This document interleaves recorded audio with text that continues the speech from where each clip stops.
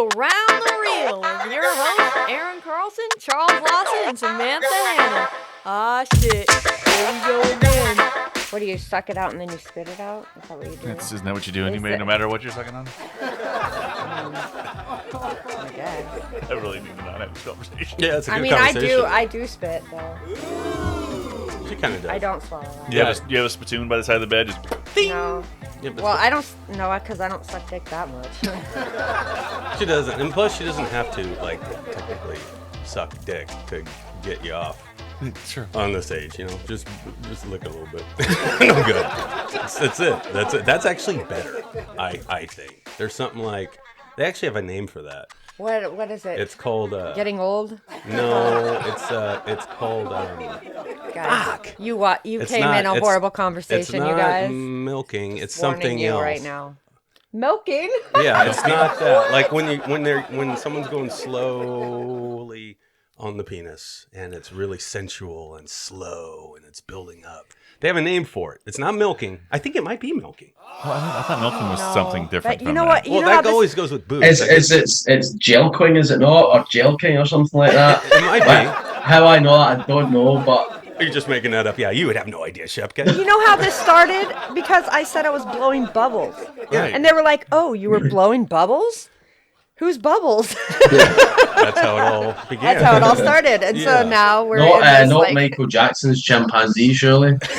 That was That is what That was Chuck said. I was like, well, you like animals. You know, most bubbles are called, are chimpanzees or some type of monkey. That's right. Man. Well, And then it went to like if I would suck out the poison if they got Somebody was bit bit by a snake. Right. Which I would do. And you would do that, and then you would spit it I out. would spit, and then it went right back to sucking. Yeah, right, all over again. Yeah. What have I wandered into? That is what I was telling you. Yeah, you wandered into something This special. is why the show has an explicit rating. Hi, guys.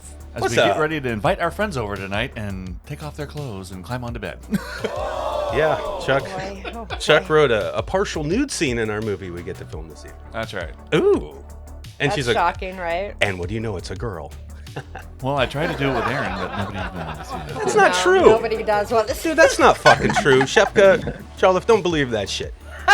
Don't believe it. The important thing is that even your lady said nobody wants to see that. Dude, they want to see it. Dude, No, I still they look don't. badass. No, they don't. Yes, they do. Wait, Come on, great. go back and watch the scene from the cop having sex in Banshee. That's our age. Nobody wants to watch that. That's not our age. And it could be our age, but I don't look our age. See, I can get away with it still. You wait until I do a shower scene like Will Smith and iRobot. You just wait. Why is everybody so quiet? Because we're all waiting for this to change. Oh, anyway. It's not gonna change. Punchline or... This is definitely, Anyway. since we were speaking out penises earlier, this is definitely a sausage fest we got This right is here. a sausage fest right here. It is. Yeah. It is. Yeah. It's a bunch of dudes and Sam. Yeah. Like, I'm there's a lot of awkward. penis here. And, well, I got like a piggy, little guy. Little weenie. Little wee wee. A little wee. tiny. Yeah, like a piggy in a blanket. But it still counts as a sausage. It's just a little one. So, It's more like a Vienna. maybe. I don't Vienna sausage, those ones that comes in a can. Yeah, those are good. Those are good. Yeah. Some cheese once in a while. I'm so sorry. Okay. Guys, welcome. And everybody, welcome to Around the Reel. Welcome to him. Welcome to Around the Reel. So today we have back, because these two guys had their own individual episodes. They Now did. now they join together Yes, today. they Yeah. Yeah. Double trouble. That's right. Double trouble, you're Yeah, right. like Yeah. a double blast from the UK. This is dope. I don't know that. I don't know that guy at all. You know Oh, who that is? no? Well, Okay. let me introduce I've him. never seen him before in my life. Nathan. Shepka, this is Tom Shepka. There you go. Yeah. There you go. Nice to meet you. You look like a sensible chap. I still love the accent, you guys. It's too cool, man. It's a sensible chap. Right? I wish I could talk like that. and We get love away your with it. words, Damn yeah. it. They're all the We same try words to- we use. We we just try- don't use them in the way that Yeah, you they do. use We're them not as cool. cool. We suck. Whatever. America's Yeah. bullshit. How's that heat wave over there, by the way? You guys all right? I'm sweating. You had a glow I'm up sweating, about but I think it's more nerves. nerves. No, Well, yeah, what? he, What about he what? came into the show and we're talking about, Oh, yeah. kinds of good that- stuff. we're That'll talking make about. anybody So he's nervous. like, wait a minute, what the fuck? Wait, Yeah. I You don't never have to know. show anything, do I? So you don't have to show anything. There's no examples. If they that do need it, to be I'll do shared. it. I don't care. Oh no, no one needs That's the that. only reason I came on was to show it. So, you know. That's why we make movies. It's called show and tell. Oh man, it's so No. awesome to have you guys back. So Tom Jolliffe Yes, and it Nathan is. Shepka, ladies and gentlemen. Yes. Cue the cam excitement. That didn't know each other, but now they do, right? Yeah, they just met today, Yeah. and somehow they made a movie together. I guess. Yeah, somehow. Apparently they've been, Yeah. Yeah. So how you been going, guys? You guys good? Yeah, we're good. Yeah. All right. All Besides right. that, The usual thing, and the magic in movie making. So, yeah, non-stop. As you Yeah. guys know, you know, Oh, yeah. always busy, always shooting, yeah, Hell always yeah. writing. yeah, Doing something. yeah. Got to do something. Super glad you guys made it today. So why don't you start off by introducing yourselves, just for the audience, and then we can go into some of this cool shit you guys are doing. Tom, you do want to you go wanna first? Well, Jinx. yeah, I'll go first. Yeah, writer always starts, you know. That's right. So yeah, I'm Tom Jolliffe. I'm the writer, or a writer. So I've written quite a few films, and I've just written a film that my friend here, Nathan Shepka, produced, directed, and acted in as well, as well as a few other things. He was the intimacy coordinator as well, among other things. Yeah, What kind of movie were you making? Oh. yeah. That's just for me writing it. So you know, I needed him on set. Yeah, so I've just been, you know, really busy lately, cranking out scripts, Good for you. just one project to another. And yeah, I think it was last month we had a film come out, myself and Nathan, called When Darkness Falls. So I'll let Nathan talk a little There bit more about it. is. He's Look got at a that. copy. Hey. Right on. Promo. Yeah, I want to say uncredited intimacy coordinator. Let's just get that straight. Okay, so I'm Nathan Shepka. I do a little bit of producing, directing, acting, a little bit of a jack of all trades, bastard man. And That's Tom Aaron. here wrote, and Tom here wrote our latest film, When Darkness Falls, which is a kind of mystery thriller with some kind of smatterings of horror here and there. This is a bit of a payoff towards the end. I won't spoil anything. Very good. Yeah. All right. Well, yeah. I love it, guys. I love it. And this is your first production you guys have done together? Is this the first time? Yeah, I think it's officially the first thing we've kind of collaborated on. We've always had, you know, I think Tom and I met through a movie forum probably, like 10 years ago maybe? Oh, wow. Was it as much as that? Yeah, I mean, it might even be longer than that. So we sort of spotted each other on a few similar websites. So there was like action movie websites mostly, a few like stars like Van Damme, Dolph Lundgren, Good shit. and then you know we'd spot each other on it, and then we sort of, you know, connected that way. Okay. So how Realised is we've working both together? done time for similar crimes and, you know, Yeah. Dope. So how was working together for the first time? Good, yeah. I mean, it was Tom's down in London and I'm up in Glasgow in Scotland, so Okay. you know, we're obviously a little bit of a distance between us. But see, to be honest, collaboration was mostly through these marathon voice notes on WhatsApp and a few Zoom calls, because actually the idea was kind of conceived during lockdown. So at any kind of normal time, we might have met up face to face for, you know, just to hash out the idea. But the project was kind of conceived during lockdown. I was actually meant to do another film, which I realised likely wouldn't be possible due to the situation that we're in. And Tom and I kind of came up with this, and we'd always talked about doing some kind of, you know, old school slow burn mystery thriller, and this was kind of what we came up with. All right, Very cool. cool. Dude, that's dope. Yeah, that is That is cool. very fucking cool.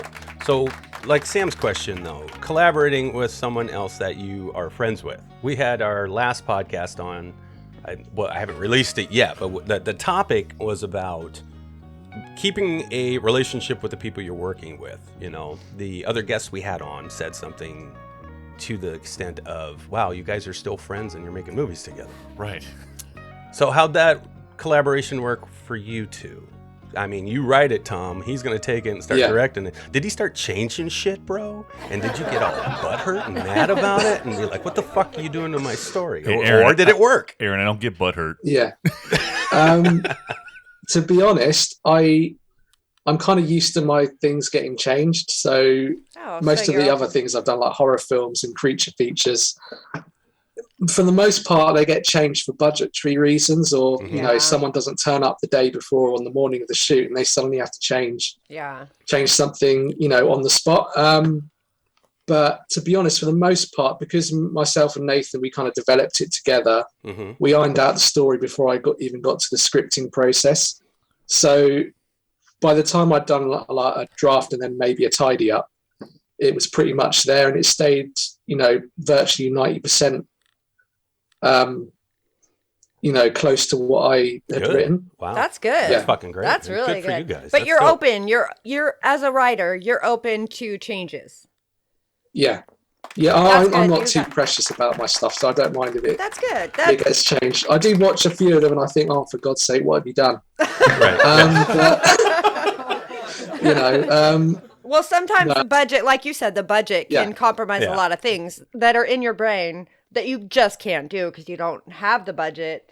So that can be kind of disappointing, I'm sure. Yeah, that would suck. But I mean, it is what it is, though. Yeah, I mean, you can I'd only rather do what you can do. I'd rather have my story out there for people to enjoy one way or another than not at all, because I'm being a stubborn prick about my content. Yeah. You know, that doesn't make any sense. So, Nathan, were you a little...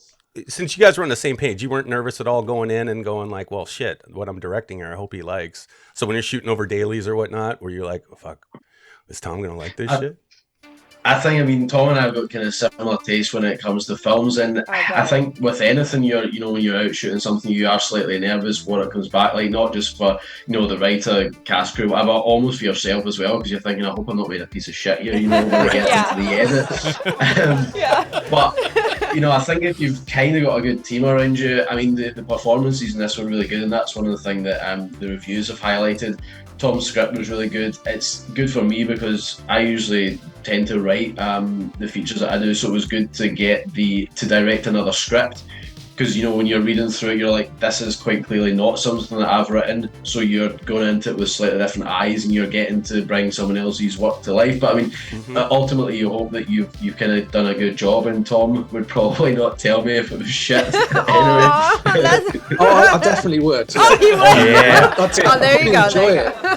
You guys are He would enjoy it. You guys aren't in the same room. I'm sure he'd be happy to give you his opinion. That's the best. He just said he would enjoy it. I was hoping it would be shit, and I could have given it, you know, both barrels. You can take out some aggression right now. That's funny. Well, Tom, you're not only a writer, though, but you still review shit, right? You still like writing reviews for films, is that correct? Yeah, I mostly do kind of features and things at the moment, like top 10 lists and stuff like that. Okay. So I don't do quite as many reviews. Yeah, I try to kind of distance myself from it, because I don't really like to give out kind of, you know, really negative reviews on anything, really, because my kind of default standing really is that anything that gets made, you know, someone's done a good job just getting it made. Right. Yeah, we agree to with begin that. with. Right. Yeah, Right. we agree. Well, I'm going to put you on the spot, Tom. Uh-oh. Here we go. So I'm on Facebook all the time. Uh-oh. Yeah. Oh, no. And I saw that someone was making a remake of a certain movie, and Tom was not happy about that shit. You remember that post there, Jolliffe? That could be just about anything. So. That's got to be Roadhouse. That's got to be Roadhouse. Oh, it could, yeah. It was Roadhouse. So, yeah. It was Roadhouse. Yeah. Yeah. You weren't happy about that one. He's shaking his head no. He's like, fuck no. I'm kind of different in that thing. I'm always curious to see what someone else can do with one of those older stories, just to update that IP and see if it can be entertaining and you can separate it from the original. And all I ever think it does is make people love the originals more for the most part. So it's not a bad thing, I think. But what is it about remakes that you don't like? I think sometimes it'll be something like Roadhouse, say, and then you've got like Highlander, The remake for Highlander, I think, will be good because I like the director and I think they've chosen the right director and a decent lead. Yeah. So they could do something different and they could do something good with it. I just think some things like Roadhouse is so 80s, and part of the reason it's so good is for a load of reasons that, you know, it's from that time period. Mm-hmm. And part of that is also like the music in it, the way it's shot, the fact it's shot on film has that whole different kind of personality that you don't always get on digital. Right. And I think there's a tendency with a lot of these things that they get treated a little bit like a product when they're being remade. Like a lot of them are interchangeable and they become more like a product than something that's really kind of individual. Mm-hmm. So you can't, you know, when you're making doing like RoboCop, say, you can't just do a straight remake of that with the kind of blend of violence and satire because it's already been done before. Right. And if you do something conventional like they kind of did with the remake, it's just a bit kind of boring. So it's difficult to find something new, a new approach to it that can, you know, be worthwhile. I think so. I think Roadhouse is one of those. It's so distinct. It's going to be difficult to remake. I really like Jake Gyllenhaal. I think, you know, he's always really engaging. Yeah, he is. So it's just whether they take it too seriously and go kind of a lot more straight with the role than in the original. Right. So what would you say is your favorite remake? Do you have one? That's a good question. Do you have a favorite remake? The Thing. You actually like The Thing, and the prequel, basically. Right. Yeah, it was a prequel. No, John Carpenter's. John Carpenter's. John Carpenter, yeah. Okay, never mind. Okay, the original remake that doesn't of the count. 1950s? That doesn't count. Counts. It's a remake. That doesn't count. It's a remake. Okay, what's your favorite remake, Aaron? Oh shit. Jesus. You know which one I actually liked that always pops in my head when someone asks me that? I actually liked the Total Recall remake. I did. I really did. I thought Colin Farrell was badass in that. I loved it. But everybody hated it because it didn't have that silliness like he's talking about that From the 80s was in there. Yeah, but I thought it was a great sci-fi movie. I'm like, there's nothing wrong with this. What's your But favorite people remake, hated it. Chuck? Don't ask me. Why? Because my favorite remake, the last trilogy of Star Wars, because it was pretty much just remaking the entire first part of the series. That's a good point. All right, Shepka, you're up. What's your favorite remake? I'm kind of going on the Tom route. This is a remake, but it's an old remake because I can't remember any recent remakes that I actually liked, but probably The Fly, because obviously the original That was doesn't count. Price movie. No, you can't. No, you can't take the cool 80s movies and that were remade from the 50s movies. You can't do that. Why not? Because you can't. It's my rules. I make it up. You can't do that. People are doing it now with the movies. I know, but it's different because in the 80s they were making badass movies, You're so the just remakes have to partial match 80s those. ones, and you're waiting for Escape from New York. I am waiting for Escape from New York, and I really wanted Kurt Russell's son to do it, but he won't do that, and that's bullshit because he could fucking pull it off. Yeah, he could. He's basically Kurt Russell.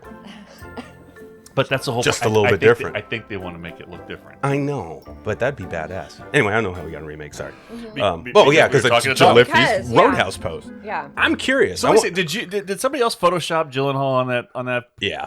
Or did Tom? Did you do that yourself? No, in that poster. I'm not good at Photoshop. I wonder if they're going to show Gyllenhaal's booty, though, like they did Swayze. Oh, they That'd be should. badass. That'd be great. And that scene, I would recreate love that it. scene out there. I'd watch it just for that. Yeah.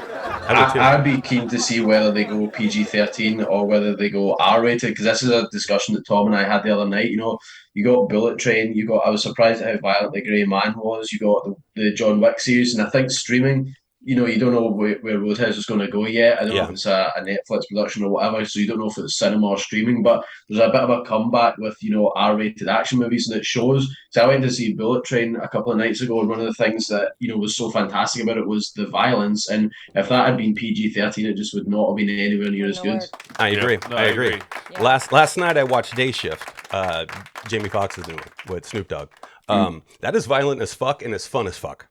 That is a great throwback movie. You guys are gonna absolutely, if you haven't watched it, check it out. Watch it today, tomorrow. Watch it as soon as you can. It's great, but it's violent and great. I mean, it's got like that Evil Dead, Army of Darkness vibe. It's just kind of just enough like campy, Shaun but of the fun Dead, as maybe? fuck. They just had so much fun. You could tell it kicks ass. It's beautiful.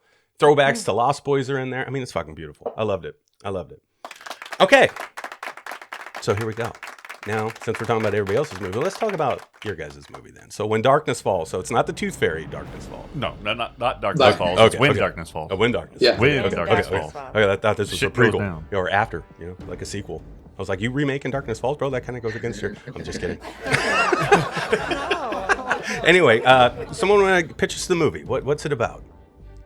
Shall I go? Yeah, you I suppose I wrote it. Basically, you got two girls from America, and they're trekking across the Highlands in Scotland. And they come to this pub, and they encounter these two guys, and they happen to be kind of doing their own sort of trek across the Highlands, and they're kind of robbing people and doing other kind of nasty things. So these two groups kind of interact. One of the girls is the more sensible one. She wants to kind of get on with the trek, and kind of she goes off in a little bit of a huff. When she goes back to find her friend again, her friend's disappeared, and that's when the film kind of kicks off. Okay. So I won't say too much more after that, because we kind of like to let it unfold and have a few surprises in the film. Okay. Absolutely. It sounds great. Yeah. You know what? As soon as you started talking about it, I thought a breakdown with Kurt Russell. That's what I thought of. Yeah, that was one of the kind of sources of inspiration. Okay, all Got it. right. And we both kind of like those films. So I love films where someone disappears and that kind of kicks it all off. That whole mystery thing, that Yep. thriller kind of. Yeah. And the whole going on the trek thing made me think of Wolf Creek. Oh, Wolf Creek Wolf too. Creek, That's another yeah. good one. Yeah. Okay. All right. So Shepka, you jump into the script here, and then you start putting this production together. So what were your first steps getting the movie created? How'd you do this? Usually I kind of do almost everything on an even keel. So I kind of compartmentalize whenever I start a production. I'll go cast, crew, props, locations, and then I guess scheduling, shot list and stuff like that. And I'll tend to work on all these things concurrently, just so that you're at the same stage with prep on almost everything. Okay. So Tom and I think it was kind of towards the end, at least in the UK, of I suppose probably the first or second lockdown. I can't quite remember because it's all a blur now. But most of what we were doing, we had to do online. So Tom and I cast the film online. I was sitting in my room buying all the props online and finding all the locations online. What we actually did, partially because of COVID and for it was the most logical thing to do for the production, was we all stayed on location for 12, 13 days and just shot basically constantly.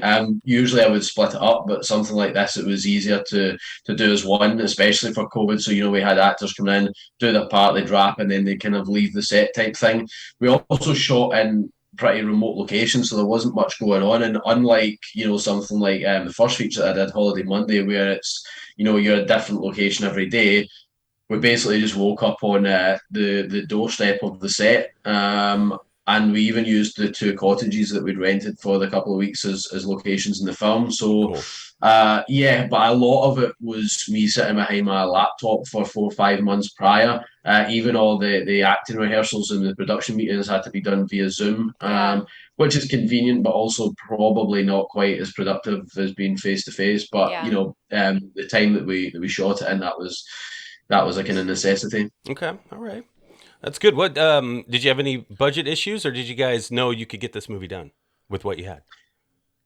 Well, it was a bit of a happy result of the lockdown, probably one of the few happy results of the lockdown, that I wasn't going out and spending money and getting drunk and eating out and going to the cinema or doing anything. So I kind of, money building up in the bank account that wouldn't usually be there, that kind of allowed me to go and to make the film.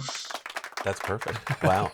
See, I was so boring that I didn't. I had plenty of money. Yeah, there were positives that came out of COVID. That's one of them. Look, they had the funding to make the fucking movie. That's badass. Yeah. Good for you guys. No, it's good. Seriously, that's fucking great. So you mentioned Holiday Job, and I saw that they Wait, Holiday Monday? or Holiday Monday. Yeah. Sorry. Well, it's called isn't it called Holiday Bank it's Job called- now it's or called something? Holiday Didn't Monday. it change when you released it somewhere?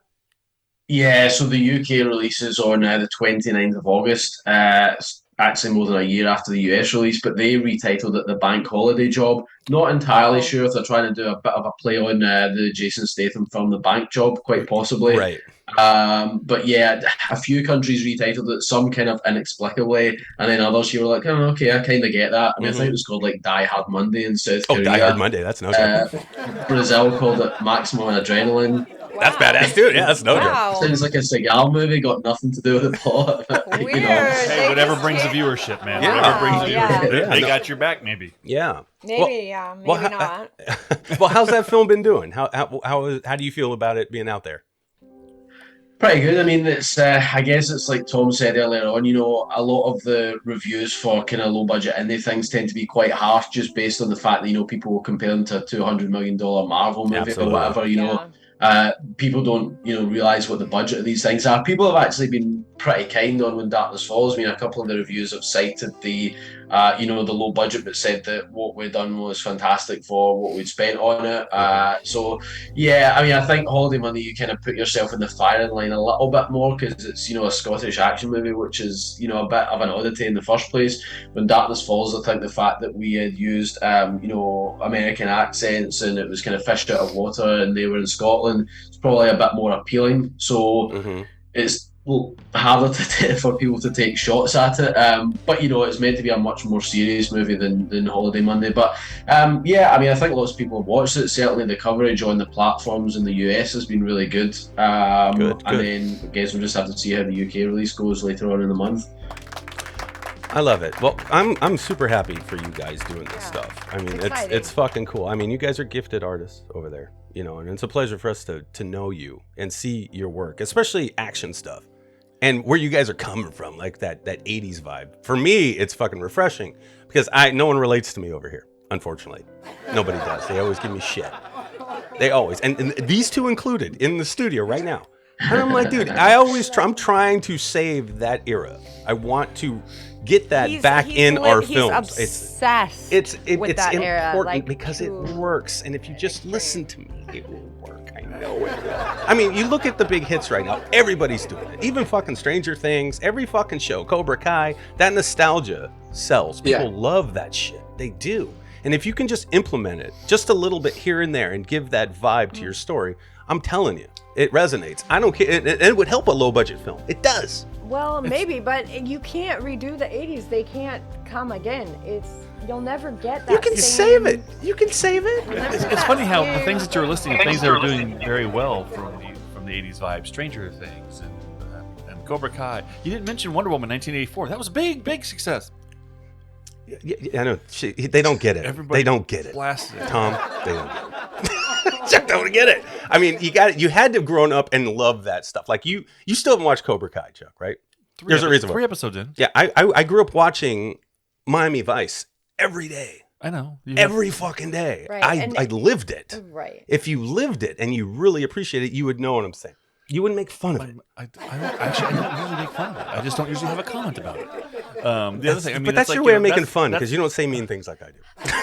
One of the things that's always been interesting for Aaron Carlson as a person, his mentors growing up, aside from his dad, were Don Johnson and John Elway, and they're just about the whitest '80s people you could ever fucking find. Al Pacino. He wasn't really a mentor. Yes, you he just was. You just like talking like fucking. I love Scarface. Tony Montana. He's a fucking badass. So Tony Montana was a mentor, not Al Pacino. No, Al Pacino was because I loved him in Carlito's Way. We can keep going. I never heard you talking about Escape from New York. And Kurt Russell all day long. All day long. Does anybody else notice all the white references we're making in here for Aaron's growing up? Well, it's unfortunately, they didn't give a lot of black people cool roles back then, Chuck. That's not true. That's true. I had no Calrissian. Billy D. Williams. Are you serious right now? You got Carl Weathers. Carl Weathers, yeah, and then they killed his ass. Yes. But he was bad, and then he's a bad guy in Predator. And he was a dick in Predator, which I just watched again, by the way, because of Prey. That was fucking dope. I still love Predator. And you know what's funny? I'm going to bring that up, too, since we're talking about like these cool movies. Prey and Predator. Prey was good. Prey is fucking great. It's great. It's fantastic. They brought it back. They Predator. recovered. Yes, and Predator is fucking great. But my daughter had never been introduced to Predator movies, and she's 13. We watched that's your fault. Her first movie was Prey.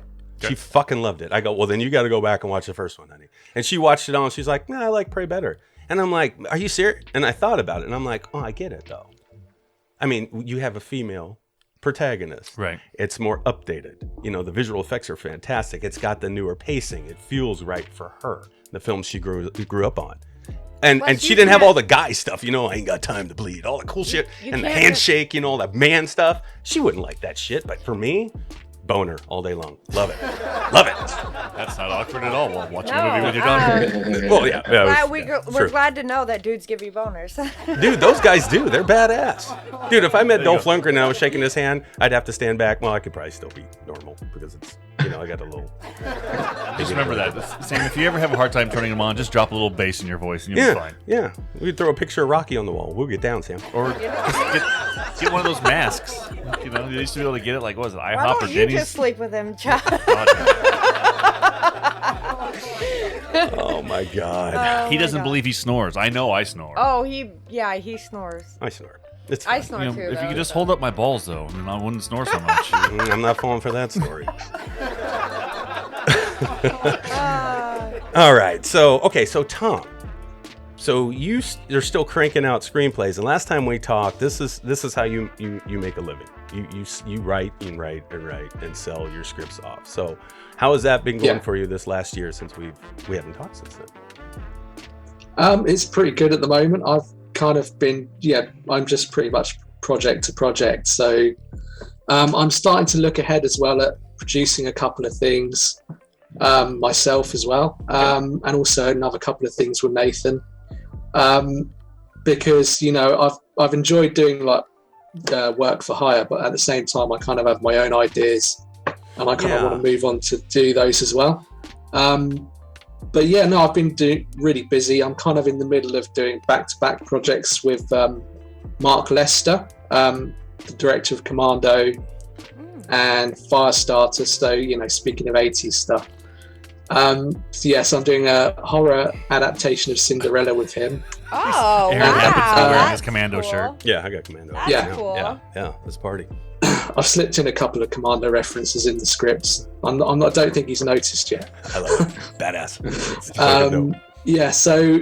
And then I'll be moving on to a bit more of a kind of action thing, more like he's kind of known for. Okay. And I've got Renegades coming out beginning of next year, which I'm really excited about. So that was my kind of first big sort of star-driven film. Yeah.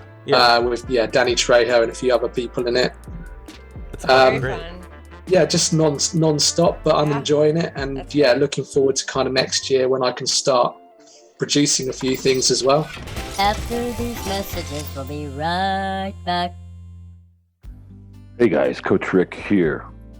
Another installment of Coach's Corner. Are you giving your gift? Boy, it's been 2 weeks since I last did this, and it feels like forever, almost like I've forgotten. Seems kind of silly, doesn't it? Forgotten how to do it and the whole deal. But here we are. So start a timer. I want to be aware of it. I'm not good at gauging how long I'm going on this here. So hope you guys are well. I would like to put something out there as a bit of a challenge, hopefully something for you to consider in the world of filmmaking. And this is really what I've gotten to, not just from being an actor or an acting coach, but also as a producer, and my experience, and I guess maybe you can call it my philosophy. What's the thing that's going to make a difference? What's the thing that's going to make it special? What can you do? For me, the performance is the thing. Maybe it's just because I'm an actor, right? Maybe it's because I'm an acting coach now also. I don't think so. I think the performance is the thing because, regardless of what anyone else is doing, that's the thing that the audience is going to connect to. Are you going to capture that audience? It's going to be an energy, it's going to be a vibration, it's going to be that thing. Can the audience believe it? Are they going to come along for the ride, right? What does it look like when that's known on set? What does it look like? Every set I've really ever been on, there's two worlds. There's in front of camera and there's behind camera. I don't like that. I don't like that at all. It's very disjointed and leaves a lot of space for a lot of fucking around. And I'm not a fan of that, especially because perhaps you have some sensitive, intense, whatever you want to call it, scenes that you need to work on. What happens when people are respectful of that space? What happens when everyone's on the same page, understanding not just that, oh, I need to be quiet. And this is going to bring us back to what I've talked about. Well, one, giving your gift. Two, being a great audience member. Being a great crew member. For me, entails you giving your energy to that scene, to that performance. You putting your energy into that as well. Why? Because the process and how you go about the reverence, if you want to use that term, I do, I like it. The reverence that you give, the energy that you give, that you are being in the creation process is only going to feed that final product that much more. And it will be that much greater. And I understand I am challenging pretty much everything from what people are accustomed to on set.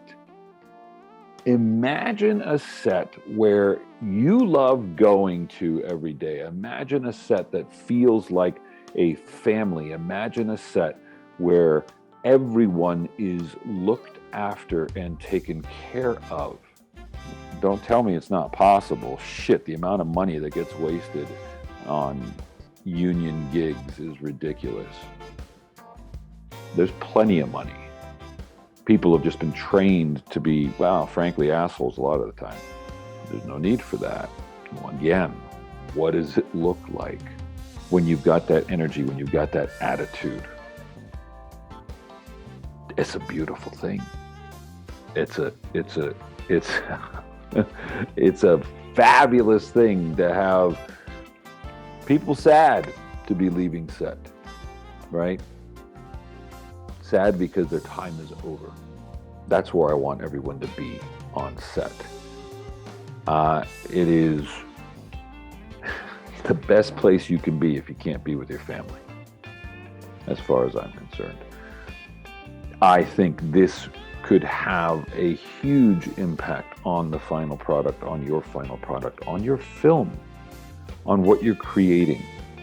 Think about what you want to say and think about the love and care that you're going to put into it in the process.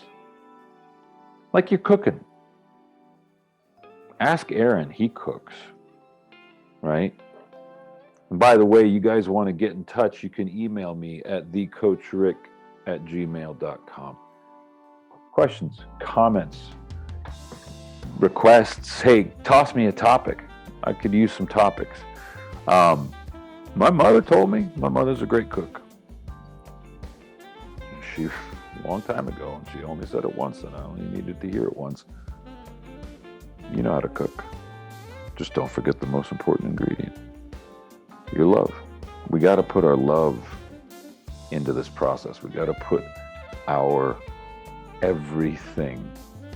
And it's so easy when you're around like-minded people too, of course. Here's the thing. We already do love it. I want us to kick it up to the next level. I want us to kick it up a notch, or 10, or 100. Sky's the limit. I do. I believe that we have the power and the potential to help each other heal. Heal from what? Whatever. Heal the heart. Heal the soul. So people can find their way to peace. That's some good stuff. That's some really good stuff. I hope you consider that. I hope you consider it. And please let me know what you think. This is also what I'm talking about when I talk about the Renaissance, about building and creating a Renaissance. Just because it's always been done that way doesn't mean you have to do it that way. We can make this so much better. Stop having it be about the money, but pay your fucking actors. What they do is sacred work. It's not they're lucky to be in the film. You're lucky to have them bringing it home for you. It goes both ways. Nobody's more important than anybody. Fucking take care of each other. Get serious about it. Lots of love to you all. Till next week. It makes sense for you to do that. Yeah. I mean, your love for movies is you can see it when you're talking about it and everything. It's your life. You love it. You and light these up, stories, yeah. you sure do. It would make sense to see you actually go out and start making them on your own, getting this thing done. I mean, I was always wondered that with you when we first talked to him. I'm like, why does he make his own movies, bro? You could do this. Well, Because writing them is a little easier, yeah. it's a little more affordable than making them. True. Yeah, I mean, he's got Shepka, though. Shepka knows the fucking grind. He don't fuck around. Yeah, but he didn't know how good Shepka was actually going to be until they actually worked together. No, now he knows. So now there's no excuse. You always got Shepka. Well, and that's what badass. he said. He said they've got something. They're going to work together again. Yeah. Other stuff. Yeah, They that's want- great. Can you feel the love? Well, you definitely need a team. Yeah, you do. We talk You about do. it all It's the time. important, yeah. Yeah. And Well, I think Aaron will like what I'm working on because it's all kind of, it is a little bit nostalgia heavy, shall we say. I love it. All kind of going back to the 80s and Love the things like that. nostalgia, though.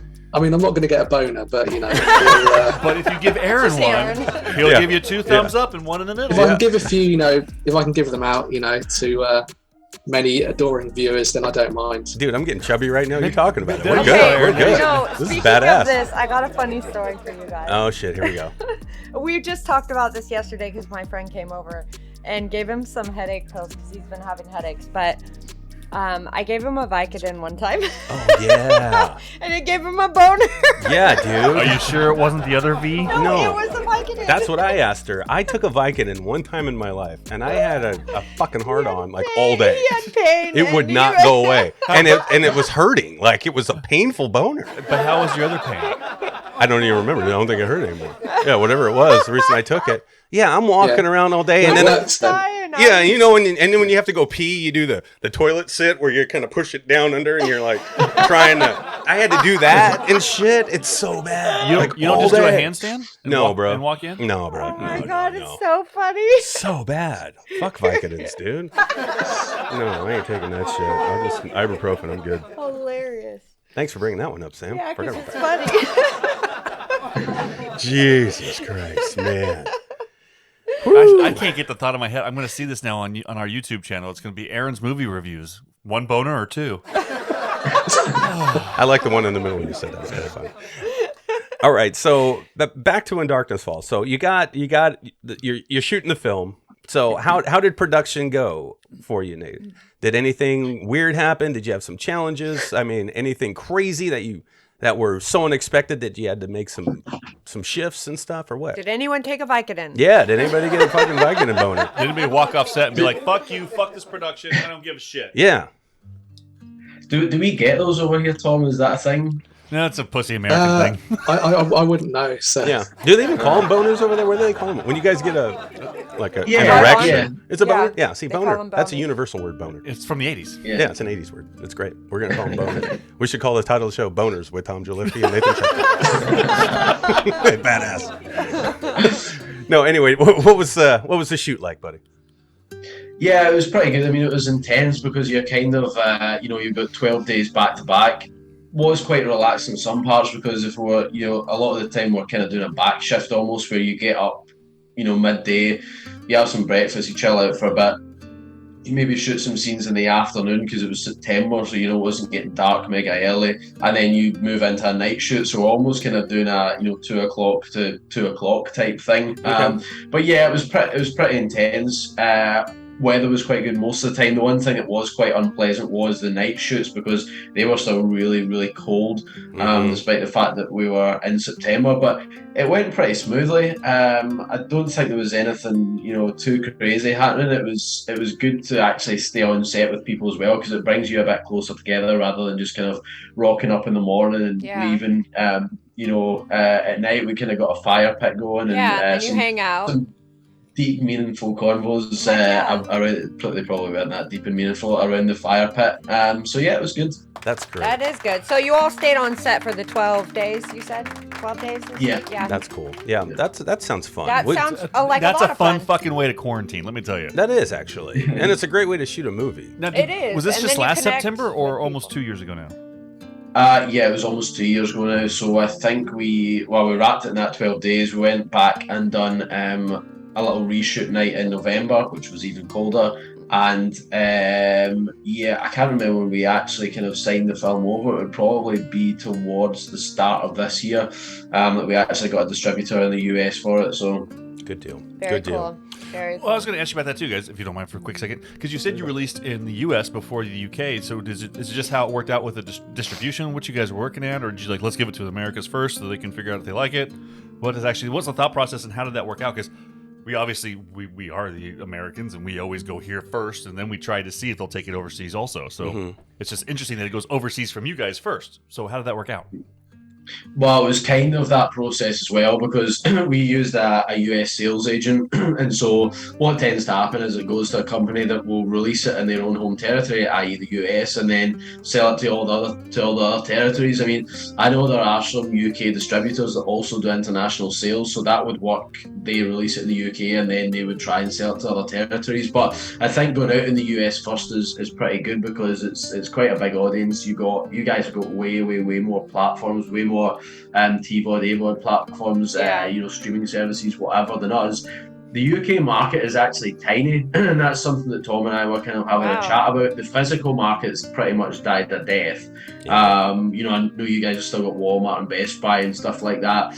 Really, all the supermarkets over here, apart from 2, have stopped doing physical media, and we haven't got any services like Tubi yet in the UK. You basically got Netflix, Disney Plus, Amazon, Sky Store, whatever.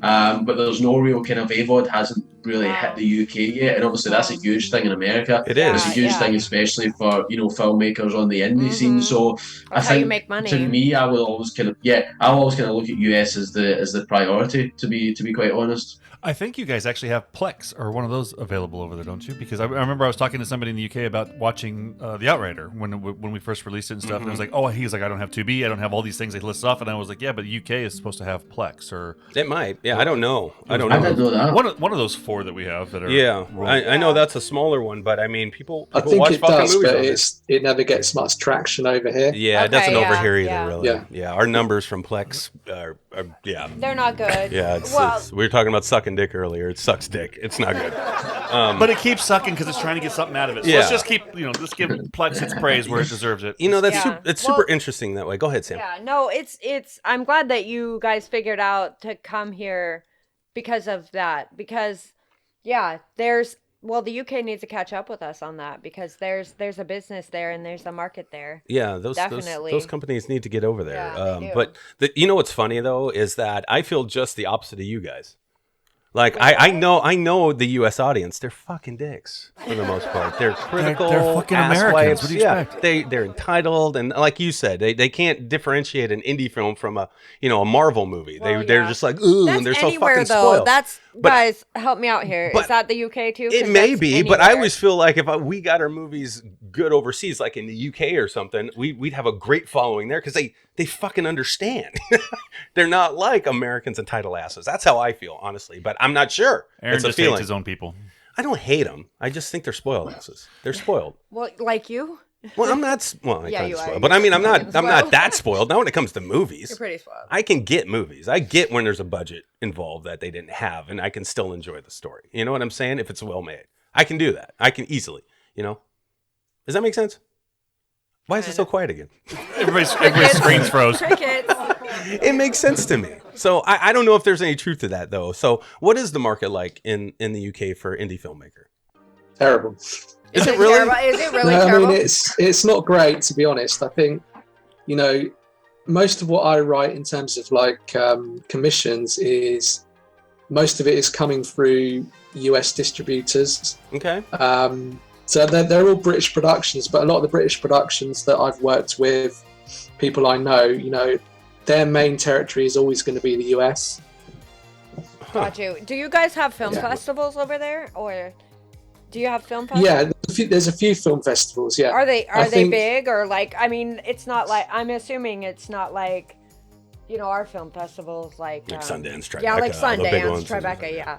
Well, Tribeca's in Canada, but never mind. Yeah, we no, don't I mean, really North think America. Yeah, that Tribeca. big, I don't think. No. Okay. There's maybe half a dozen that people would take notice of. Okay. I mean, we've got a good one for horror called Fright Fest. Yeah, I've heard of that. Yeah, we've heard of Fright Yeah. Fest, yeah. Okay. Okay. I didn't know that came from the UK. Well, that's good. Yeah, figuring That's a good one. out where to get your movie and Yeah. where your audience is a challenging thing. It is a challenging It thing. is. It is. And I know that the US market is where you want to establish your film. I mean, I get it. I'm always hungry to go internationally because I just feel like there's something that I would like to learn from them outside of the US borders as views. You know what I mean? How do they see what we're making, if that makes sense?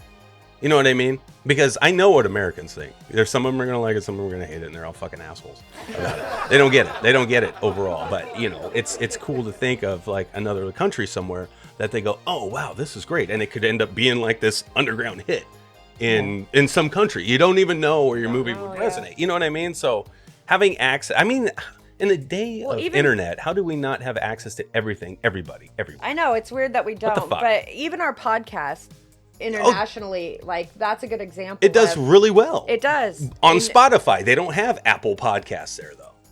You know what I mean? So But it does well in different countries on certain platforms. Correct. So yes, if you're listening to us there in Prague, we know how much you like The Outrider. You also like Around the Reels, so please make sure you follow our shit. it's true. And build It's us up. true. We'll come visit. It's Pay true, for yeah. it. Come by. Yeah. Prague. There was a lot of people watching our movie in likes fucking Prague. porno and And Outrider. us crazy people. And our black and white noir. They did. They really did. It was weird. That's what I mean. Huh. It's interesting though to hear from someone from the UK about the American market. Yeah. Well, it's sticking your product in front of the most eyes. Yeah. It is. Well, Because and everybody that's in what you wanna America won't do. stop fucking. Yeah. So Yeah, there's a lot of people. Yeah, here. there's a lot of people there's over a here. lot of people here. Too many people here. And they're right about the number of platforms. I mean, that's something I didn't consider. And that's The number that's of too bad. platforms, and then the number of people that will. There's always a group of people that will appreciate your movie because there's so many niches out here. There's so True. many things going on that there's always a group of people And that what- will love what you do. That And is even true. with what Nathan said, I mean, that got my attention too. He's like, there's no media marketing in the stores over there anymore. Mm-hmm. You walk Which into is Target or interesting, Walmart yeah. and Best Buy, even now with ours, it went from having 6 aisles of movies and games down to 2. Yeah, they That's don't have a lot true. They anymore. have, That's new true. releases and then anything that they can group together. Or that Because big it's ass all bin digital. you can dig through and find something. right, But it's all the $5 digital. bin. Yep, It's $5 all bin. digital. It is. Just about everything has gone digital. Yeah. And I think the physical shelf, space is quite valuable to low budget movies because even in the UK, the 2 supermarkets that do still do DVDs, all the new releases are there. So even if you're, if a movie costs 50,000, it's right next to, the new Mission Impossible that costs 200 million. Yeah. On digital, it's never going to get that same airtime, and it's never going to, be right next to all those other new releases, because Amazon or whoever is not going to push that with all the major releases. And that's Right. something that, Tom and I have kind of asked each other. I mean, how do people know that your movie's there unless they know to go and look for it? And that's kind of what you have to do in digital. Yeah. Yeah. that's Yeah. Well, true. marketing is super, super important, especially like on social media. You got to use that to your advantage, because that's kind of where everyone's at now, is on social media. So using that to market your stuff and getting out there and getting yourself out there and your stuff out there is important nowadays anyway. Yeah. You know what's funny that Nathan reminded me?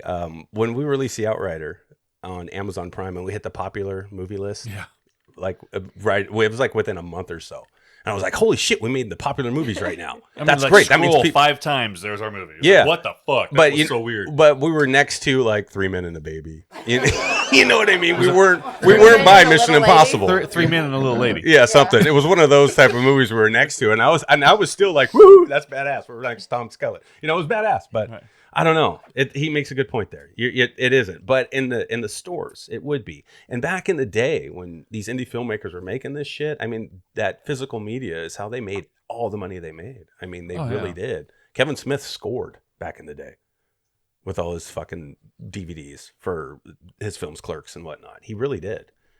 But that's how we watched movies back then. Remember, Sam? We'd go to the fucking every Tuesday to Fred Meyer's to buy our fucking movie? Yep. We would just buy shit. You had no idea what we were getting. Yeah, the new movies came out, and then we'd go, we'd we go would get just one. go grab one. Whatever looked cool, we would Just, buy it. yeah, random. $19.99 every fucking day.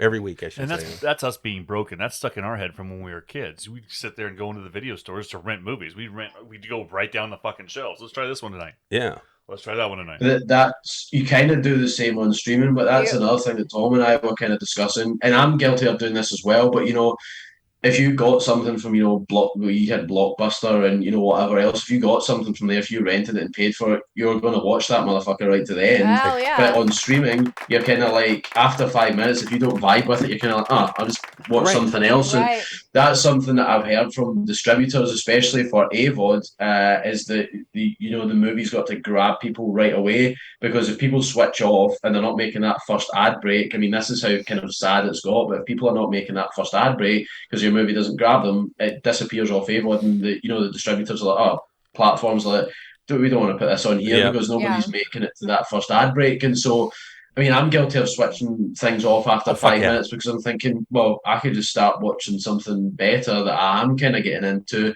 But I feel like if you rented movies back in the day, or you bought a DVD, you were going to give that a chance because what was yours now, and You're right. Yeah, I totally. We did. And right. really, only 5 minutes.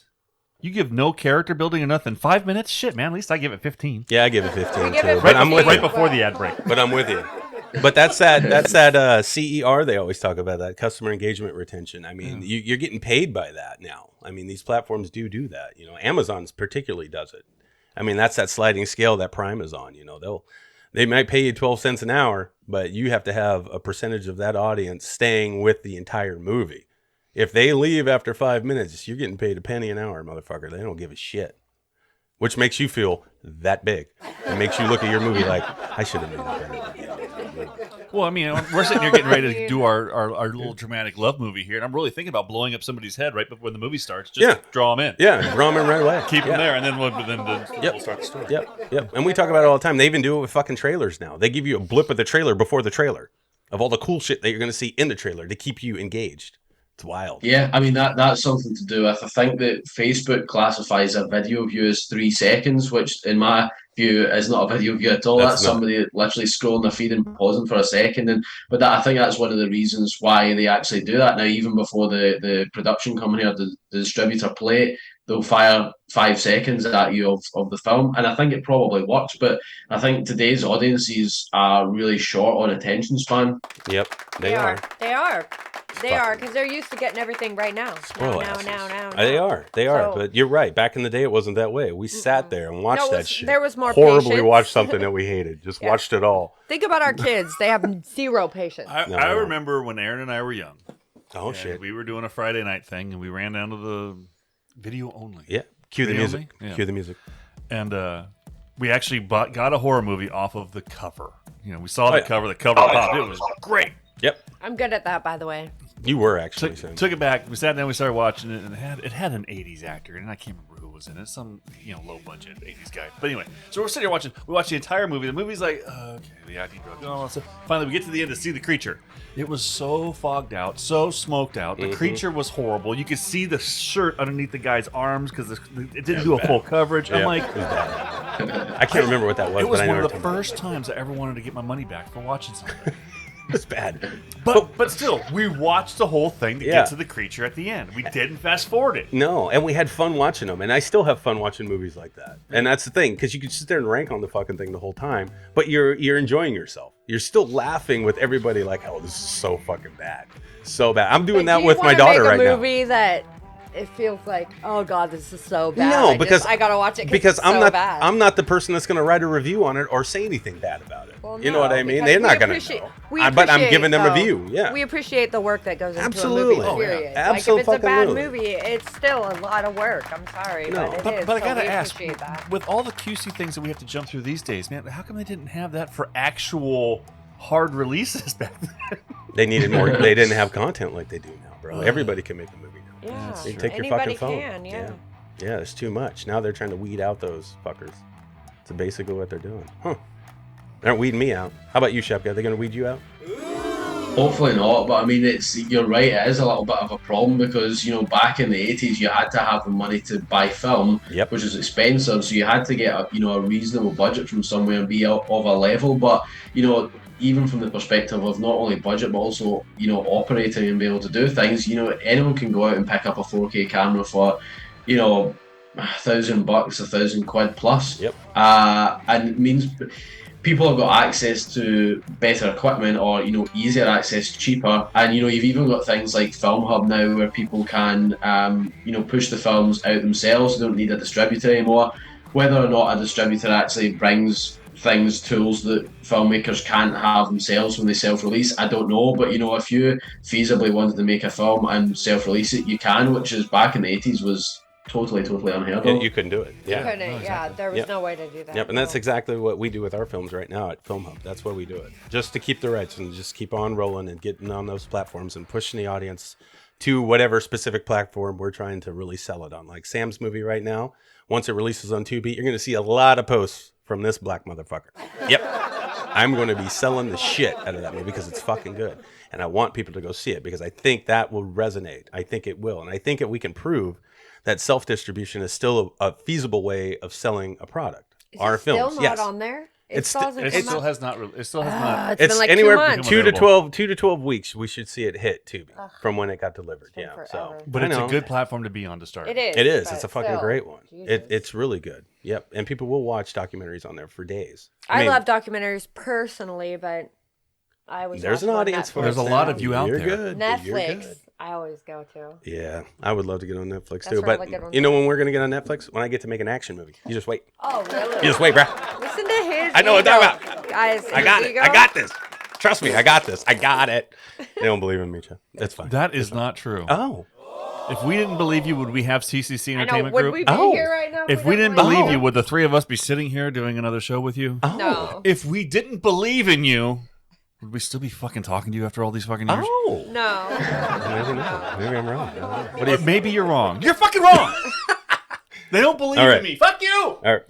Netflix is on the way down. Dead platform now, isn't it? I don't know. Do you believe that stuff? A little bit. You guys do? What do you think? Tom, what do you think about it? Because they're exclusive. They're kind of selling themselves short on the exclusive thing because, I mean. I would like to know how Netflix makes money. I have no idea how they make money off this. Well, I think they lose money, don't they? Everybody's got they're in massive debt, though, are they not? Yeah. Oh, say that one more time.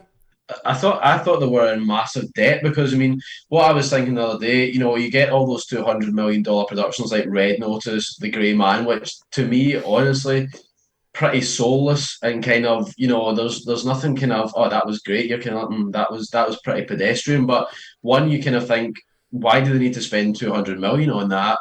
And then two, you're thinking, how do they quantify success? So, okay, The Grey Man might be #1 on Netflix for 2 weeks across the world, but then people move on and forget about it. Right. You know, how do they justify going, oh, let's spend 200 million on this?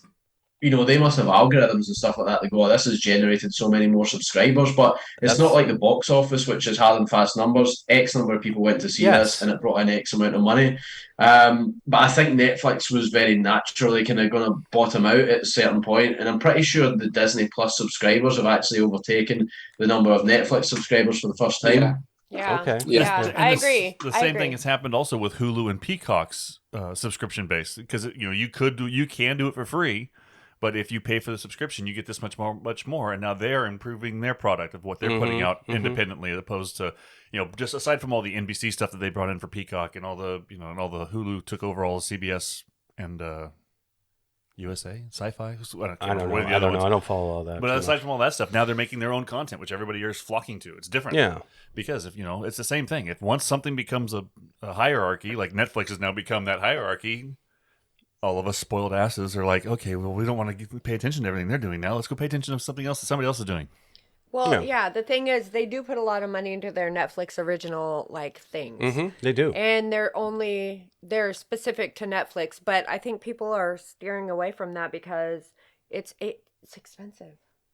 It is, but it's no more expensive than some of the other. But like HBO is expensive, and they have great content. But do you not go to Tubi because you can watch the shit for free? And that's the thing. I don't watch Tubi as much as you would think I should. I do. I don't. I don't care about the ads. Yeah, if there's something specific I'm looking for, like an indie filmmaker's movie, yeah, I'll watch it there. But would I watch like Roadhouse on there? I don't know. Maybe.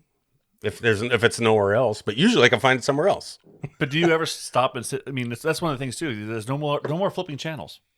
Right. I remember flipping channels and being like, "Oh my gosh, I haven't seen that in 5 years," and then I stop and I watch it. Yeah. I don't do that anymore. No. I mean, if it's just a picture on the screen, I don't think of clicking on it and starting the movie. No. But when I was flipping the channels, I'd stop and keep watching it. Dude, I scroll through movies for an hour, 45 minutes sometimes, and then don't watch nothing and go to bed just looking at shit. yeah, I do that. Because I don't want to commit to anything.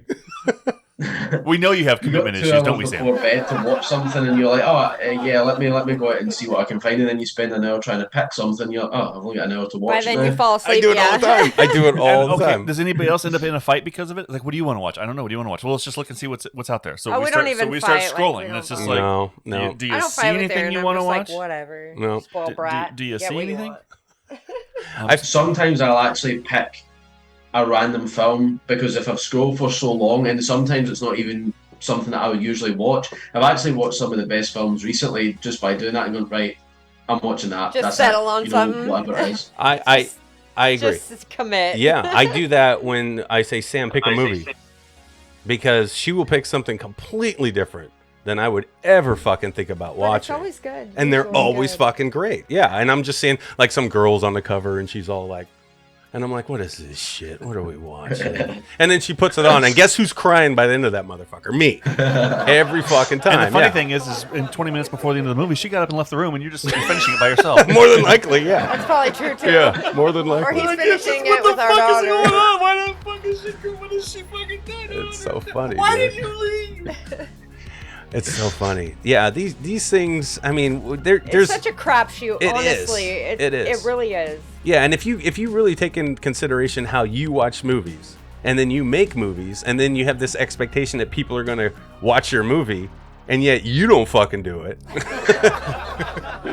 You know what I mean? Then you start to really figure it out. You know, that's how you're going to figure it out. Like, okay, you got to just kind of, I got to be specific about certain things. Like when we start a film, you better grab that motherfucker right away. You do have to consider how you watch movies. Yeah.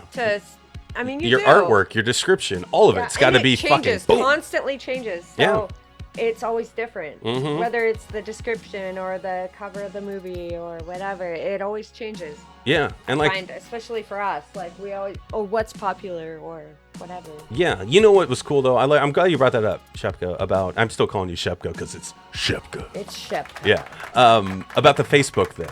So I see the amount of views we get on our Facebook stuff. Sometimes there's a ton, right? Right. And I do break down the analytics, which I can do because I'm a digital creator on Facebook. You can see that 3-second video and then the 1 minute. And I always go to the 1 minute on our trailers to see what that number is.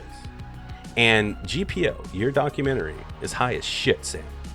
So that trailer that we cut for that one held people on Facebook way longer than anything else we've done.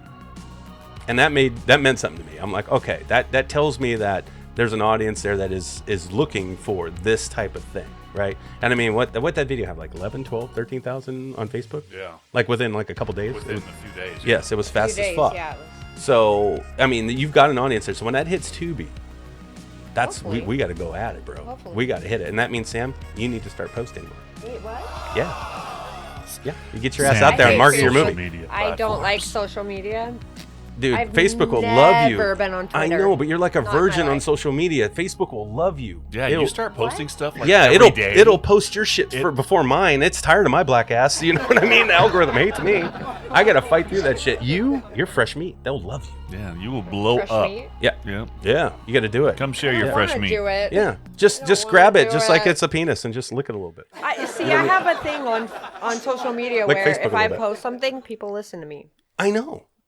Right, we want them to listen to you because Yes. we want them to watch. But I don't wanna This is blow the it. struggle that we I have. don't want Tom, to blow it by this is what we posting have like to deal Aaron with. does. No, I have Regularly. to do that. That's the only way I can fight the algorithm. I got to keep punching. Guys, More I punches. really- I'm like I Jackie really Chan. have You got to to punch him a pee. lot and get out of there. Okay, you I'm go. not getting Great, on the bus. we made her so nervous that now she has to pee. You go. Well, Pete. I've had a couple kids, three Well, or so. it's really simple though, Aaron. All you have to do is get her login information and don't make Oh, anything yeah. personal. Just Well, log I'm on going as to, so her you guys- and just do what you do. Dude, if I got her login, I'm going through all her messenger and the dude's hitting her up. I have to do it, dude. I'd have to.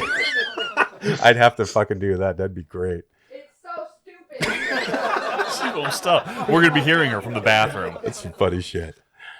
Okay, so Tom, let me ask you, man. So hearing about all these horror stories for indie filmmakers, or the battles they go through, or all the stuff, is it still something that you would consider pursuing as a writer who's actually made it, doing what you've done? You figure out your own algorithm. You figured out how to make a living writing your stories, letting all these other fuckers deal with figuring out how to make the movie. Even though you have those visions, and I know that you want to make a movie, it doesn't scare you to try to get into this? I think I kind of want to do it, so I'm sort of treating it like one movie at a time, and then see how it does. Mm-hmm. And if it's a disaster and doesn't make any money, then I'll probably just go back to just doing commissions.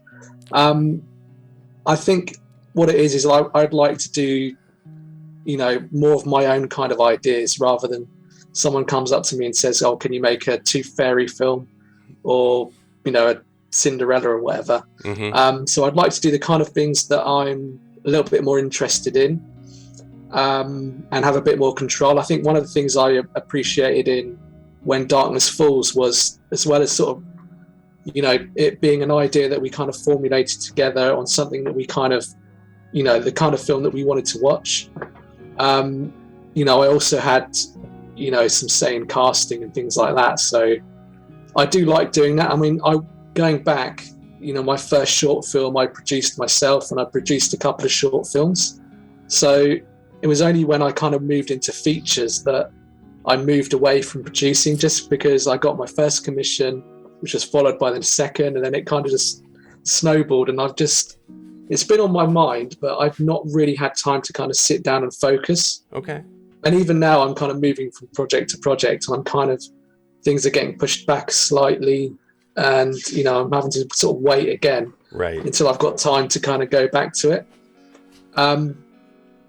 In terms of like the end goal and where you put it, that's difficult. And the platform, streaming doesn't make a lot of money generally in comparison to, say, 20 years ago when you'd release something on DVD, or even like going back further on VHS. You could have a small film, and you could, as long as it had you picked up a few viewers at the video shop, if you had a good bit of, if you had good artwork that attracted people to it, you could make a lot of money, releasing something straight to video. I think nowadays, straight to streaming, it's very difficult. If Amazon pay, a penny an hour, maybe going up to like, 12 cents an hour, it's very difficult to kind of, make that kind of money. Mm-hmm. So you almost have to do 10 times as much in terms of viewers as, what they might have done, 20, 30 years ago. Right. Yeah, That's exactly right. So that's kind of pulled all the budgets down. So I'm still quite happy to kind of work with a very low budget in mind, though. So I quite like that. I quite like the creative challenges of doing that. Yeah. Yeah. We do too. We enjoy that. Absolutely. No budget. Proving that you can make something great with no budget. Yeah. I start to think about households sometimes, Tom, where, yes, back in the day, when you could sell your movie or DVD or whatever, and people go to the store and buy it. I mean, the people who had money were buying it. But nowadays, you've got households that the parents are paying, or whoever's paying the bills, have these platforms, and then they got everybody in their house watching these streaming platforms on their TV. So instead of just having one person walk into a store or two, and they pick out your movie to buy, now you've got a household of maybe 5-6 people, and whoever else they're sharing their fucking accounts with to be able to maybe find your movie without spending any money, which could boost your numbers. So, I try to think of all these avenues that may help us indie filmmakers that we don't think of, like stupid shit like that. Because there are filmmakers, like, for example, there's a couple guys we know that are on Film Hub that are averaging anywhere from $5,000 to $10,000 a month on one of their features on Tubi TV alone. How are they hitting those numbers? That's great numbers, right? Yeah. I mean, if you're indie film, that's not bad. But I know filmmakers that are made more than that, $17,000, $20,000 every month off Tubi. Then I know some that are making pennies, like us. Right. You know what I mean? Right. On an older movie right now, and that's true. So there is a huge wave of differences to try to figure out. But if you make a good movie and you're marketing that thing correctly, and you're making sure that you're getting in front of everybody that and directing them to that platform, you got a shot of making that money back or making a profit, one or the other. So I don't necessarily think that's impossible to pull off what they've done in the past. I just think you got to look at it differently. And I think that's what Robert Lasardo was talking about. Like, you got to keep it's not impossible. It's probable or possible, right? It's one of those two. Yeah. Yeah, exactly. Yeah. And really quick, I have two things to say to you, Tom. One is, are you in the middle of an eclipse? You're getting darker and darker as the show goes on. I know it's hot as fuck, and you probably don't have any lights on in your house, and the sun must be going down, because also it's like eventually you're going to be darker than Aaron. Pretty much, yeah. But other than that, you said you're going to do it one movie at a time. And I would suggest you don't do that if you're interested in doing this. So if we base everything that we do as a company off of what The Outrider has done so far, we'd be curled up in a ball in a corner crying somewhere. But we're not, because we know that this is a long process to get to where we're going. Because The Outrider was fun. We had a lot of fun making it. It blew up on Amazon when it first came out, but then it just kind of slowed down. But now we have the Giant Pacific Octopuses coming out, which is going to do amazing. We are working on Say Goodbye. We have all these other things that we're doing, and everything's growing. And everything you do gets better every time you do something. That's right. True. So keeping do going. not think that first one, which I don't know if you're counting the first one as being your joint thing that you're doing with Nathan, or if it's something else. But I'm just saying, it's hard to hear you say, I'll do one at a time. Yeah, you'll do one at a time as far as what you're putting out, but don't let that one, if it doesn't do what you think it's going to do, stop you, because every time you do something, you learn more. Trust me, we've learned a shit ton since we started doing even the GPO, since we started to Say Goodbye. Absolutely. Yeah. And that's the thing. We had a former guest, Henrik Couto. Oh, Couto, yeah. And he has great advice, because he just says, you got to keep going every day. You got to be doing something if you're in this industry, because Yeah. And that's so it resonated with us, because it's true. You have to be doing something every single day. You got to get up in the morning and what am I doing today for this industry, because you don't make it otherwise. You got to always be doing stuff. Yeah, and he's the one that mentioned middle-class filmmakers for the first time to me, and it made all the sense in the world. Yeah. And he puts out films all the time. Whether he produces them or directs them. The micro budget, they could be like $1,000. He doesn't give a shit. He makes a fucking movie. Gets it up there. But he kind of has a one-up on us, because he puts boobs. Yeah, he found a way to do it. But he puts boobs in there. He cheats. That shit sells, though, bro. But he has also That's why I need a naked shower scene. I'm telling you. We'll bring the Yes, we do. Yes. Not with you. Why? No. No, the biggest thing that even he said recently is, like, now he looks at these things that he's producing. He was like, do I really need to put naked women in it, or can the story sell itself? Yeah. And it's interesting. I would love to know. honestly, if that does, because I think that sells a lot. Well, all I remember is in the one movie that he had. I'm totally forgetting the movie. I'm sorry, Henrik. But the woman has this big monologue of telling the guy why he's better than what he thinks he is, and she's butt naked while she's giving the monologue. And beautiful. And what she said was important. She didn't have to be naked. But he kept that audience engaged longer than 15 minutes, didn't he? He wasn't fucking around. Hey, they listened to every word she said. Yeah. And Sam, if you did that, I'd probably listen to you more too. Hey. No, you don't. You don't. You just kind of gave me that one. That was a softball, so I just kind of hit it out. But you are disappearing, Tom.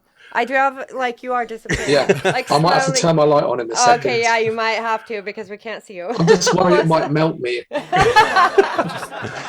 God, guys. What was I going to say? There was something else I wanted to say. Hey, look. There he is. There there, light and bright. There you are. Shit. Damn it. I hate this show. I get sidetracked. I did. You didn't write down your note? No, I didn't write it down. Note your thought? No, I didn't note my thought. Damn it. Darn. It was good, too. Oh, shucks. It really was good. Well, we were talking about all the things about distribution, one movie at a time. Yeah, Naked it was women. something about, I think that's what threw me off. It usually does. You naked in the shower, why nobody wants to see it. Yeah, those are just my stupid comments, but I had a really good point somewhere in there. Oh, never mind. It doesn't matter. Wasn't that good, or you were doing it. That's fine. Okay.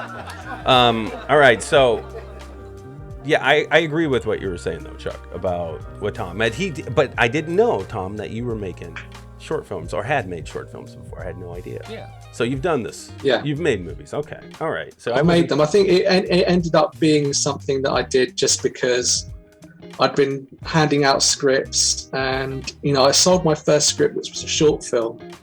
And it got shot, but it never got released, so it never got put out. So I made money on it, but I didn't kind of get it out there, and it offered nothing to me as even a credit on my CV. Right. So I was getting kind of frustrated at even trying to give scripts away, and no one was kind of getting around to making it because producers would say, "Oh, we'll make it," and then they just go silent for 6 months, and it would never happen. So then I thought, if you want something done, you've got to do it yourself. So that was kind of my trigger point. And then the first 2 or 3 films I did to just get, credits on my resume were short films that I produced myself. Okay. And those ultimately were what, gave me something on my IMDb page that someone could look at, and then, to see that I've done something. And that got me my first feature. And then it's essentially been non-stop since then. Okay. Yeah, and that makes sense. Okay. Yeah, it does make sense. And good for you for thinking about doing that, because that's a great way to do it.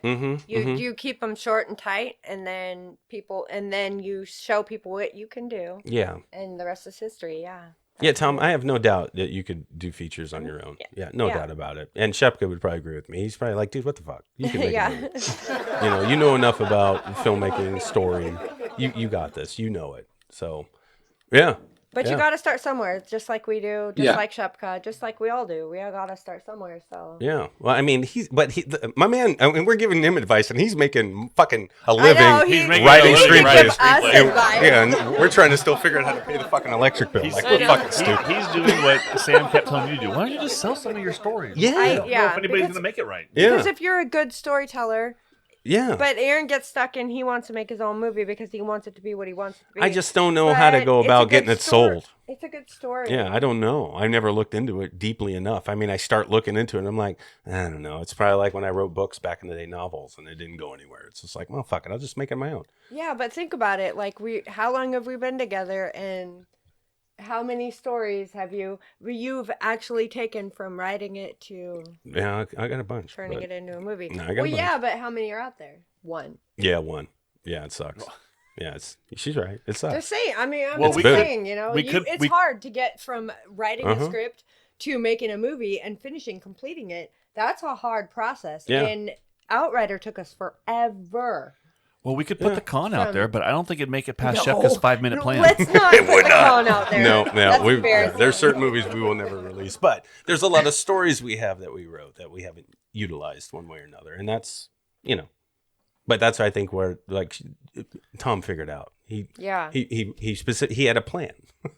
He had a plan, Which is what and if you have a plan, it helps. it helps, or I got a story and I feel like a badass and I'm writing it. Now I'm done. And I'm like, okay, now what do we do? I have no idea, especially when you're trying to sell something. So that's when I felt good about it. Well, at least we can make it, we can make it. And then you're like, damn, I wish we had more money to make it. And then you run into that now. And now it's different. Now it's a whole nother monster. And that's kind of what it is. That's what's funny though, is we're all in this together. Like we can give them advice, but they can give us advice too, and we can feed off each other. Fuck yeah. And that's what makes it happen. Hell yeah. Is the family that we build Yep. and the camaraderie Yep. with everyone. And that's why I love you guys, because you guys work together. You had a great experience, and I think you can teach people. I think you can help other people with that. Yeah, Absolutely. With that I think it's experience. good not to be possessive and, to help people, because you never know, you might be helping the next Spielberg and then, they might do you a favor later. And fuck yeah. And you're going to feel like a proud mom or a proud dad. Yeah. Yeah. When you do that. Absolutely. And that's going to be Sam, great. you're the only one who feels that way. Yeah. Well, no, I don't. I disagree with the whole that we're against each other. Like No, I agree. on opposite teams. I don't agree with that. I feel like if you school somebody, if you help somebody, like for instance, Jay Horton, he always helps us. And I feel like he feels like a proud papa of us. Like what we do, it reflects off of what we've learned from him. Absolutely. So he is proud of that, I think. But some people can get, weird about that kind of stuff. Well, but you need people to look up to, and you need people to look at as what to do and to help you. There's always going to be people that do that. So we've been doing it since we started this mess. Since you were a little kid watching a certain type of film. We you believe pick in up helping if you're reading novels, that's what you do. You pick up that writing style. If you watch movies, you pick up the filming style that you like, and that's kind of what you start emulating, and then you start turning it into your own kind of thing. Well, and that's a good common. point too. Is common. Copying. People have a problem with copying. Oh, you copied me or whatever, but you always say copy. Well, because you copy people. Emulate. That's what you do. Yeah. Okay. Well, whatever word you want to use. You Copy, read the emulate, thesaurus. You know a same better word to thing. copy. I know. All right. Aaron, you can literally For those of fuck you who, off. for and those I'm of you who sorry, just got done Drew. listening to the previous show, and Okay, Sam pointed out the yes. fact I've read the thesaurus front to back. I actually have, but copy's the best word to describe it, so we Yes, copy. but copy sounds bad. It's just like, I had a That's- client who always said that's use the word people's cheap. problem. I'm like, you mean affordable? No, that's what people's problem is. Copy doesn't have to be bad. What do we do from the time we're babies? So how do we learn how to walk? How do we learn how to talk? We mimic copy them. people. Emulate. We copy people. Come on, let's just be real. We copy people.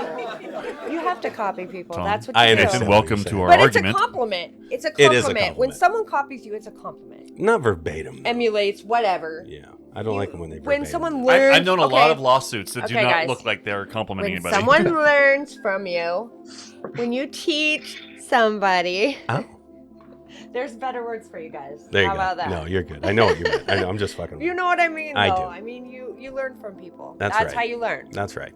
That's exactly right. Well, okay then. Shepka, what's your next movie you're gonna make, bro? So we're literally just wrapped on Holiday Monday 2. No shit. Oh, Yeah, so that one's basically going to go into post-production. I would assume if we manage to get a distributor that will come out at some point, maybe spring, summer next year. Oh, good for you, buddy. Lead time for these things is crazy sometimes. And then November time, we're starting on a kind of bit of a darker crime thriller, because I like to kind of switch back and forth between something fun, and then When Darkness Falls was the kind of more serious thing where you concentrate on tone, a little bit of character building. And then I think next year, probably mid next year, Tom and I are going to roll on something. We've got a couple of options on the table that we're looking at, both kind of horror type things. So we'll go back to the When Darkness Falls thing, but probably a bit more on the horror side. But yeah, that's kind of what's coming up. Beautiful, buddy. Good for you, dude. Holiday Monday too, bro. So, I know. so exciting, yeah. Shepka, do you do your own editing, or do you source that out?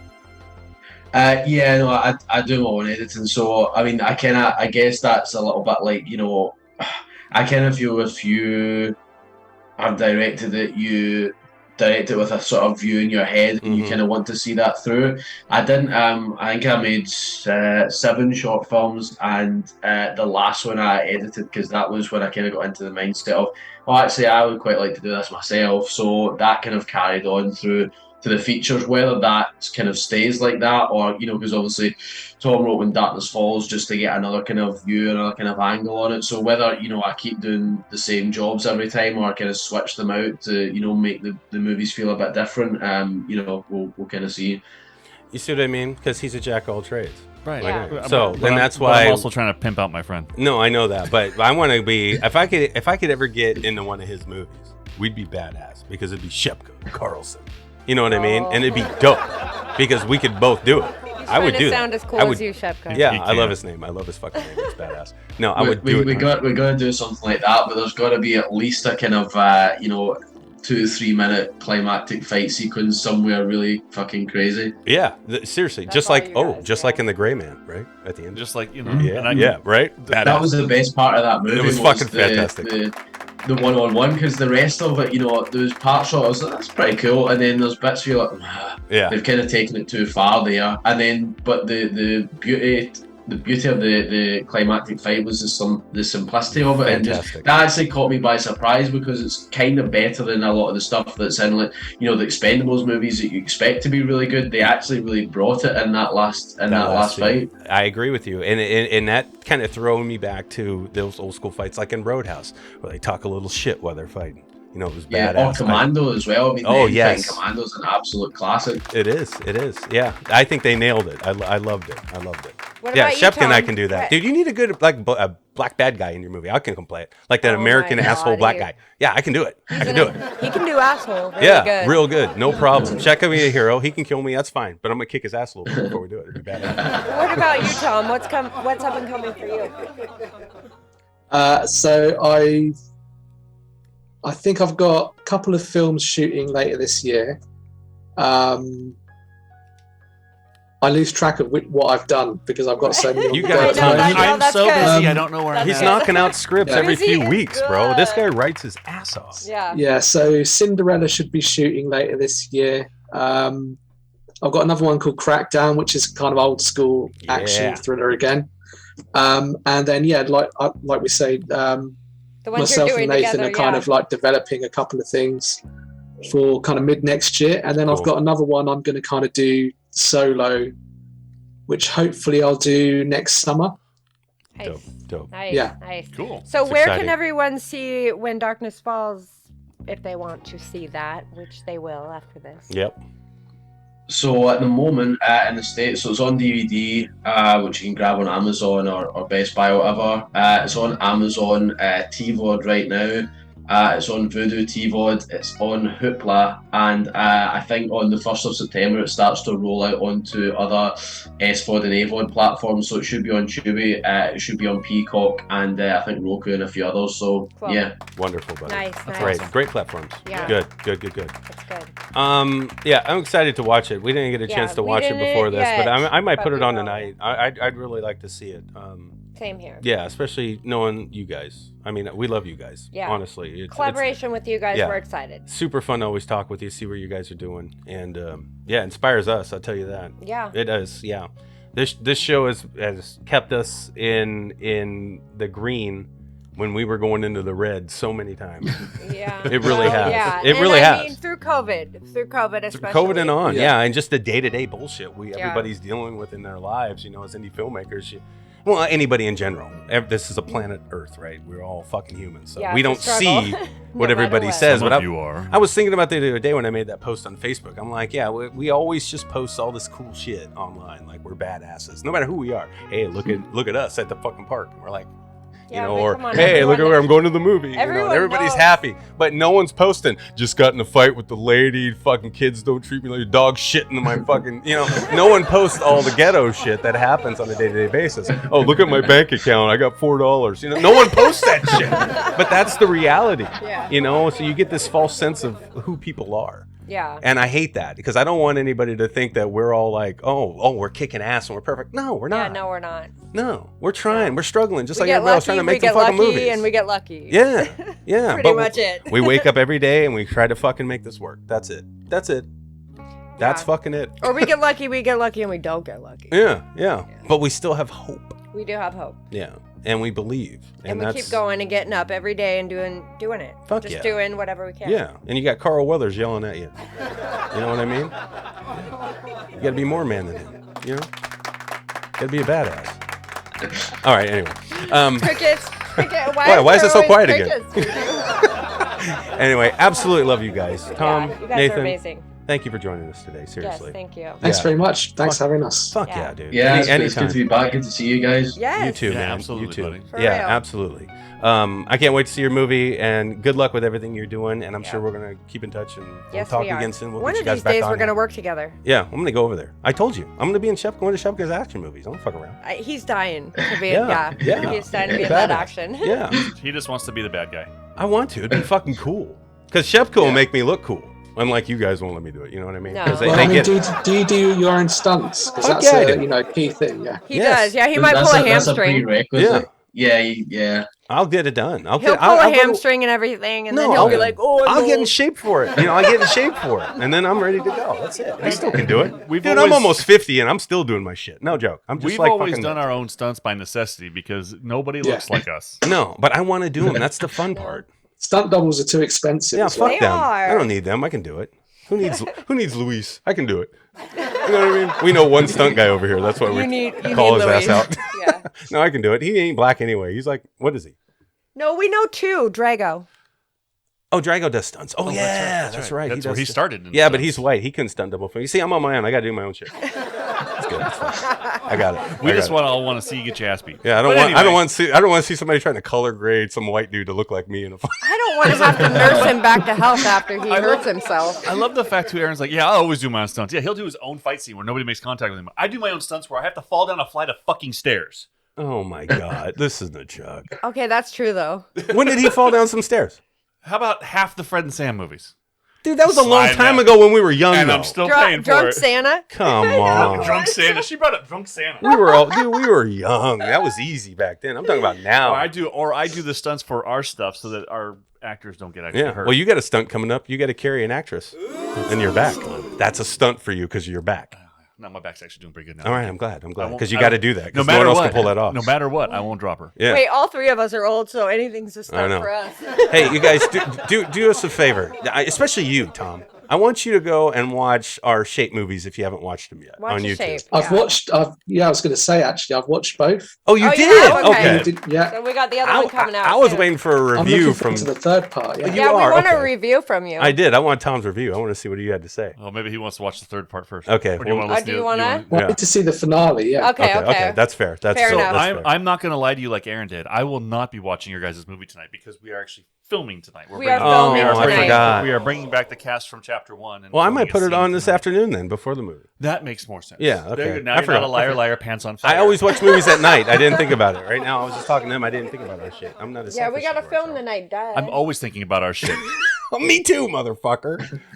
Just not Obviously on the show for not that, enough to realize that you couldn't watch a movie tonight because you're filming a movie Okay, tonight. fair enough. Fair enough. I'm not going to argue this. But you know what? 80s still rule. I'm still saving the 80s. That's all it is. Yep, me and Shepka and Tom. We don't need anybody else. We got this. Oh, wow. Okay, fine. Yeah, you guys don't get it. It's Fine. okay. It's right. Fine. And I can wear a pink shirt, right, Shepka, when I'm the bad guy in your movie? Yeah, yeah. perfect. Yeah. Yeah, be badass. It will be pink because Yeah. it'll be drenched in your and blood. some badass black sunglasses and step out of a fucking black like stretch, you know. But Do not Slow help him motion with coming this. out. Shepka, do not help him be with badass. this. Pop, It's you know, put the ridiculous. coat on, have the dude hand me the briefcase, and I go walking into some fucking badass high rise, and Shepka's kind of sneaking in with his little headset on. if You know what I mean? If you're the badass, shouldn't somebody be carrying your shit for you? Yeah. No, not this, because Yeah, that's shouldn't some you have a classified caddy? stuff. No, there's some serious shit in there that only I can. Then why'd they hand it to you? Because it was in the front seat, motherfucker. All right. I As we think, work I, out think the you, pl- yeah, I think you gotta switch it up and avoid the cliche and maybe walk in with like a nuclear warhead under your arm. You know what I mean? Yeah. So good. And before we have the fight, I got to take my jacket off, then I take the shirt off, badass, and then for some reason the sprinkler Nobody system wanna goes see off that. and I'm all wet. Yeah. Yeah. Gangster shit. Loads of baby oil. Yeah. That's always essential in an It's 80s fight. Yeah. It is, Baby dude. oil. Oh Gotta my look God. sharp. And They he get still- it. He What still kind waits of- till the guy turns around and hits him in the Chuck, do you want to close the show out? How do you define a really good action movie when the gallons of baby oil match the gallons of blood you have on set? There you go.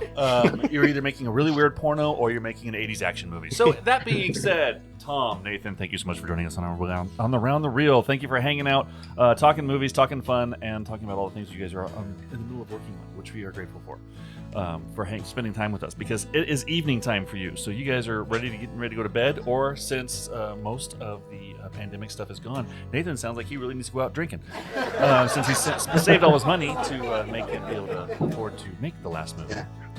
Don't encourage him. Now,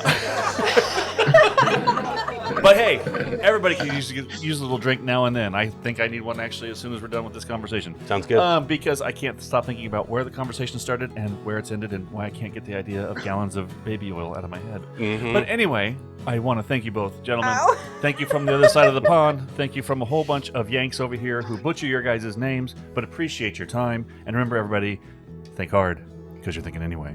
See everybody later. Bye. For those of you that want to be a guest on Around the Reel, please email Sam at aroundthereel253@gmail.com. That's aroundthereel253@gmail.com. Not Messenger. Do not message Aaron on Messenger, because then he has to send you a message that says email Sam at aroundthereel253@gmail.com. That's aroundthereel253@gmail.com. How come they can't just message me again? Because nobody wants to fucking talk to you. Can anybody reach out? That's an artist, filmmaker, actor? If you're an artist of any kind, we want to hear from you. But we are going to vet the crap out of you. We don't care if you make millions of dollars in Hollywood or if you're just beginning your career in the art industry. We don't care. So everybody that wants to be on Around the Reel, yes, we want you. That's aroundthereel253@gmail.com.